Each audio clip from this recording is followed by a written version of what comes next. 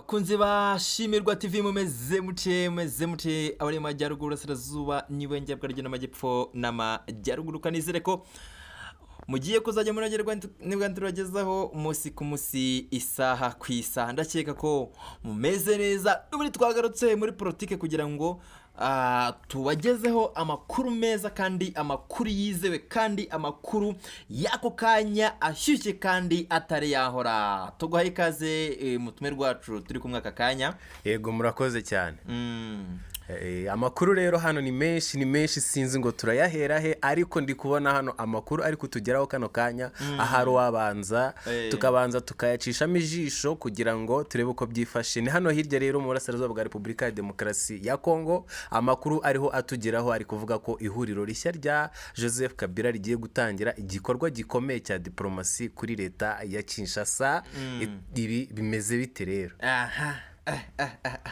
Konumva byakomeye byakomeye cyane kabisa, imipiko igiye kuba myinshi cyane.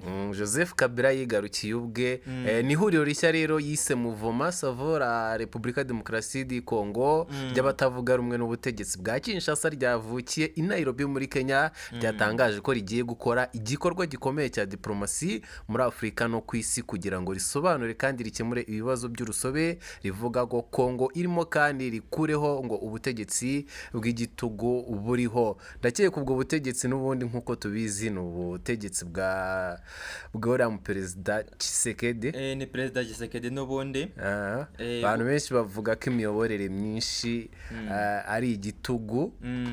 Iryo huriro rero ryavutse mu nama y'iminsi 2 yatumijwe na Joseph Kabila wahoze ari perezida wa Repubulika ya Demokarasi ya Kongo. Ryabonetsemo abanyapolitiki banenga ubutegetsi bwa perezida Felix Tshisekedi barimo nka Matata Ponyo Maponi wahoze ari minisitiri w'intebe, ngire ngo wowe uramuzi.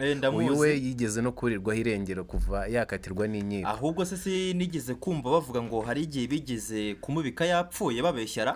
Za nkuru z'ibihuha.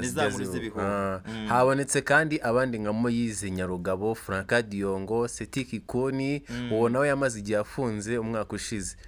Harimo uwitwa Raymond Chibanda cyangwa se na Madamu Chipasafiri ya Paria, umukuru w'ishyaka Covedeke, ndetse n'abandi benshi bagiye batandukanye.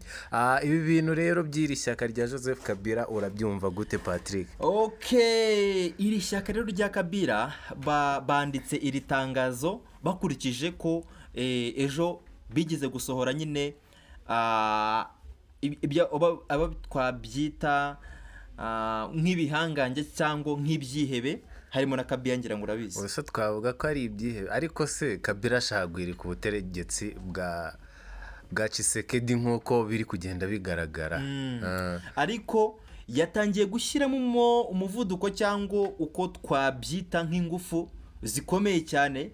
Ejo bamaje kuzamura nyine ruya rutonde rw'ibyihebe 25 bishakishwa yisangamo. Ariko noneho Julien Paluku, uyu we ni minisitiri w'ubucuruzi bwa Repubulika ya Demokarasi ya Kongo, yaje kuba yatangariza televiziyo y'igihugu RTNC ko inama y'abatavuga rumwe n'ubutegetsi Nairobi yari igamije kurangaza rubanda ngo nibite ku nama y'ingenzi cyane irimo kubera muri Amerika ku ishoramari hagati ya Amerika ndetse na Repubulika ya Demokarasi ya Kongo. Noneho aza gusaba abanyekongo kudaha agaciro ibyatangajwe n'abanyepolitike bakuriwe na Kabila. Urumva ko bakomeje kumurwanya bano banyekongo. Ni mu itangazo rero rishinga iri huriro ryasomwe na Madamu Chipasa Paria, yavuze ko iri huriro rigamije kuvana Kongo mu kaga k'igitutu cy'ubutegetsi buriho nk'uko twakomeje tubivuga. Ndeba bikomeye ntabwo byoroshye. Ayo se ni amakuru ndimo kureba. Ni amakuru rahubwiye uyu munsi tubazaniye amakuru menshi cyane, kandi ni amakuru aba ari update, ni amakuru abagezweho atariho ivumbi. Ni amakuru yizewe rero. Wowe urimo kunyumva uri kuri laptop yawe cyangwa kuri telefone yawe, nagusaba gukora subscribe kugira ngo tuzaye tuwema kubana natwe mu nkuru n'ibigani turagezaho umunsi ku munsi isaha ku isaha. Komeza turimo kubira rwose, ni amakuru atoroshye. Ahangaho hepfo handitse ngo oya n'ubundi rega ni Kabila ukomeje ni Kabila nanone ngo ashinze iri huriro nyuma y'uko muri uyu mwaka yagiye mu gice cya Repubulika ya Demokarasi ya Kongo kigenzurwa na M23 agakoraho ibiganiro yise ngishwanama avuga ko bigamije gushakira amahoro Repubulika ya Demokarasi ya Kongo. ubwo se ngishwanama si politike yifitiye agatambikamo. Nyamara uyu mugabo afite gahunda. Uyu mugabo bitewe n'ukuntu yabanje kujya kubatata yamara kubatata agahita akuramo icyo twakita izina ngishwanama. Ubwo bigaragaza ko yagishije inama cyangwa bigaragaje kuko yaragiye gutata. Izi politike z'aba bagabo ntabwo wamenya ikintu baba bagamije. Wibuke ko yigeze kubaho na perezida wa Kongereka nyuma baza kumwirukanaho ngo ajya muri za South Africa abeshya ngo ari kwiga ariko byanashoboka ko yari ari kwiga ahubwo yaragiye gupanga ukuntu yaza kubatera kudeta akabahirika. Nyuma rero ngo urukiko rw'igisirikare rwamuhamije ibyaha by'intambara no gukorana n'umutwe urwanya ubutegetsi wa AFC cyangwa se M23 rumukatira urwo gupfa. Cyemeza abagize iri huriro yashinze bavuze ko ari impfabusa kuko kinyuranyije n'amategeko. Abagize iri huriro rero bavuze ko Kongo yugarijwe n'ibibazo bikomeye birimo ibya politike, ubukungu, imibereho mibi y'abaturage, ubukene bwa serivisi z'ibanze, gufunga no gucira imanza abatavuga rumwe n'ubutegetsi, kunyereza imari n'umutungo kamere w'igihugu, umutekano muke mu burasirazuba, ubugizi bwa nabi bukabije n'ibindi. Bakavuga ko rero biterwa n'ubutegetsi budashoboye bwa Felix Tshisekedi. Bagiye kumutera kudeta aveho. Suzi ko bigeze kubigerageza suzi uko byarangiye. Kabila noneho agiye kuza yasarishije. Kabila ni uri bubishyire mu ngiro. Kuko Kabila bakimara kumwirukana yese ajya gupanga uwundi mutwe uri inyuma. Nkanjye umusesenguzi manamaje kubyinjiramo nkahita mbisesengura. Gusa bitewe n'ukuntu mbona arimo kuza yibandamo agarukamo urumva yahise agenda ajya gushaka amakuru arabatata.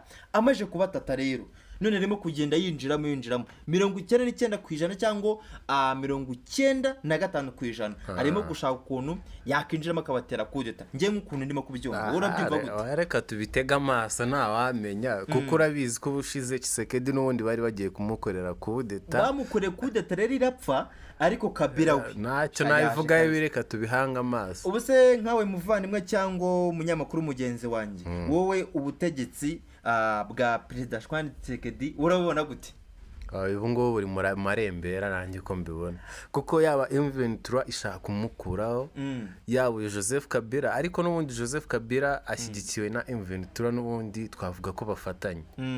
N'ubundi amaherezo y'uyu mugabo mbona ari mu marembera nta hantu na hamwe ashyigikiwe. Wowe se nk'umunyamakuru mugenzi wanjye kandi ubizi neza wowe ubashije nyine kumva ko byashoboka bikurikije n'ibyifuzo byawe, ubona leta ya Kongo yayoberwa muri abo perezida babiri yayoberwa n'uwe mu perezida? Nta n'umwe ndi bubogamire kuko icyo tuba dushaka nk'abaturage ni amahoro. Leta ya Tshisekedi ibaye demokarasi idashingiye ku gitugu biriya bintu by'ubusambo byo kunyereza amabuye y'agaciro n'ibiki byo kwikunda igihugu kikagendera kuri demokarasi, numva ko ntacyo byaba bitwaye. Ariko mu gihe hakibamo bya biningo by'urugomo iyicarubozo ngo ntago bashaka ngaba n'abahutu ngaba n'abatutsi, bya bintu byigeze kuba mu Rwanda urabizi bigatera jenoside.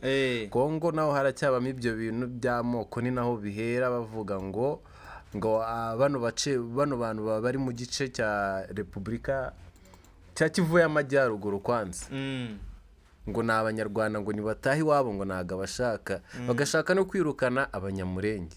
Kandi mu by'ukuri bari ku butaka bwa Kongo, bavukiye ku butaka bwa Kongo, bivuze ngo ni Abakongomani. Ibyo rero bigatuma ino M23 bigatuma ari cyo yaje kurwanya kuko iri kurwanira Abakongomani, iri kurwanirira amahoro Abakongomani. Yes. Ngaye nguko rero amakuru ko ndeba ari menshira. Mu itangazo rero ry'iri huriro baje kuvuga ko rigiye gukora igikorwa gikomeye cya diplomasi cyo gusobanurira ibihugu bya Afurika n'isi ibibazo Kongo irimo gucamo, intandaro yabyo n'inzira babona zo kubikemura. Abatavuga rumwe rero n'ubutegetsi batavuze ingabo z'ibyo bihugu basabye ko ingabo zose zo mu mahanga n'abacanshuro bava ku butaka bwa Kongo. kandi ariho bahahira. Ariko njye nari nzi ko abacanshuro bagiye. Reka bagenda bajya hehe se? Si wibuka bamwe bigeze guca mu Rwanda bandi baciye mu Rwanda, abaciye nyine ni babande twavuga ngo ni babande bari bavuye ku biryo nyine bavuze ati twebwe turahaze, ariko nyine hari abandi bahasigaye bari batinye intare za Sarambwa ngo zarabakoze cyane. Abagize iri huriro rero ngo baje gutangaza ko bemera ingingo 12 zo kurokora igihugu zatangajwe na Joseph Kabila muri Gicurasi uyu mwaka. Basabye abanyekongo mu ngeri zitandukanye kurwanya igitugu. Julien Paluku rero yanenze iri huriro ryashinzwe, anenga na Kabila ubwe by'umwihariko, avuga ko bitangaje uburyo mu itangazo ryabo wiyise igihanaguzo bamaganye ubwicanyi bubera mu ntara ya Ituri n'iya Kivu ya ruguru ahagenzurwa n'ingabo za leta, ntibamagane ubwicanyi bubera i Goma na Kivu y'Epfo ahagenzurwa na M23. Kandi mu by'ukuri tuzi ko ahantu harinzwe na M23 hafite amahoro, abana basubiye ku mashuri, amavuriro ari gukora, banki zasubiye mu kazi. Sinzi ubwo rero impamvu uno mugore Julien Paluku ari kuvuga ngo kuki ari kunenga aheburwa n'ingabo za leta ngo kandi hari ubwicanyi, ariko ntibamagane ubwicanyi bubera i Goma na Kivu y'Epfo hagenzurwa na M23, kandi mu by'ukuri tuzi ko nta kibazo afite. Uyu mugore rero buriya mugenzi wanjye, burya ibintu bya politike ni umuhanda muremure. Ubwo ngubwo wasanga nyine kuba uyu mugore arimo kuvuga aya magambo afite enda nk'ubu ibyo twakwita ngo ibyo indamu arimo gusaguramo ntago byabura, kuko M23 ahantu yageze amateka arahinduka. Ahubwo sinzi ukuntu uyu mugore ashaka kugira ngo ashake nyine kuba yumva ko aho hantu M23 yafashe yahareka. Ariko se nanjye wongera nkibaza, niba atavuga rumwe na n'uyu Joseph Kabila, akaba atavuga rumwe na M23, gute yavuga ko M23 iri gukora ibintu bizima cyangwa Joseph Kabila ari gukora ibintu bizima? Niyo ntandaro rero, niyo ntandaro. Uyu rero uyu mugore Paluku, Julien Paluku, byaje kurangira asabye abakongomani kwirinda guha agaciro iri huriro ryashinzwe na Kabila n'abandi batavuga rumwe n'ubutegetsi. Uyu mugore ra Tshisekedi ariko ko nta kintu arabitangaza ora. Uyu mugore mu buryo bugaragaza ko yakomye Tshisekedi aravuga ati reka manje nshake abantu bangira inama, banze rwose mbirundanye, banze ndeko natanga feedback igaragaza yuko nanjye ngomo uyu mugore. Amakuru yo ni menshi ariko bakanze subscribe. Abakoze subscribe turabashimiye, n'ubundi amakuru nakagaruka ni mukanya rwose tubaha amakuru ameze neza. Bye bye, ciao.